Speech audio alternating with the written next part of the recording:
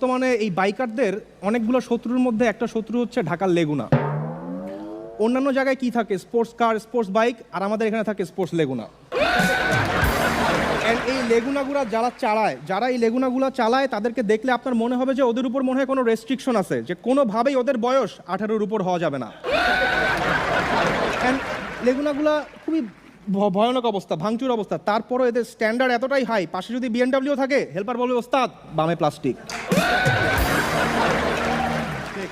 এই লেগুনাগুলোকে দেখলে আপনার মনে হবে যে প্রথমে মানুষগুলোকে ভিতরে ঢুকাইছে, এরপর লেগুনাটা বানাইছে। এত নিখুঁত অ্যাডজাস্টমেন্ট। এই লেগুনার সামনে বসে আবার 3 জন, যেখানে একজন বসাও সেফ না, কারণ ড্রাইভার নিজে অর্ধেক থাকে লেগুনার বাইরে। কিন্তু সব থেকে ক্রিটিক্যাল অবস্থায় থাকে মাঝখানে যে বসে, কারণ তার 2 পায়ের মাঝে থাকে লেগুনার গিয়ার।